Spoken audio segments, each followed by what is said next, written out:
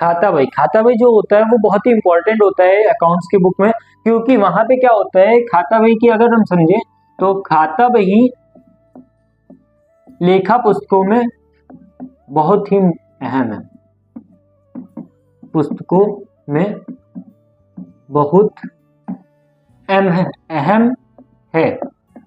ठीक है, अहम क्यों है? क्योंकि रोजनामचे के बाद यानी कि एंट्रीज के बाद इनको यहीं पर वर्गीकृत यानी कि डिस्ट्रीब्यूट, ठीक है, वर्गीकृत किया जाता है, ठीक है, किया जाता है। यानी कि खाता बही जो है लेखा पुस्तकों में बहुत ही इंपॉर्टेंट है, क्योंकि यहाँ रोजनामचे के बाद जो भी एंट्रीज होते हैं, रोजनामचा हम लोगों का एक फाइनेंशियल ईयर तक होता है, जो कि 1 अप्रैल से 31 मार्च तक होता है, या फिर बहुत लोग 1 जनवरी से 31 दिसंबर करते हैं।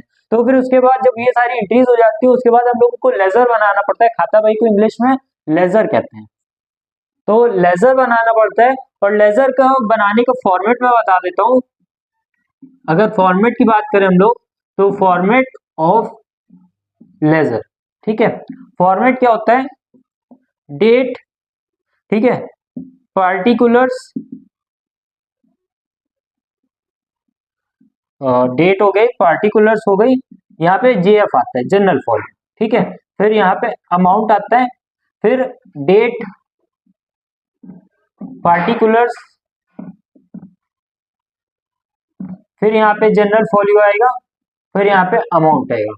अच्छा, यहाँ पे हमने इन लोगों ने थोड़ा सा फॉर्मेट जो है हम लोगों को जनरल से मिलता है, लेकिन यहाँ पे कुछ चेंजेस है। यहाँ पे जो ये एक फर्स्ट साइड रहेगा वो हमारा डेबिट साइड होता है पूरा, और ये जो सेकंड साइड होता है वो हमारा क्रेडिट साइड होता है, ठीक है।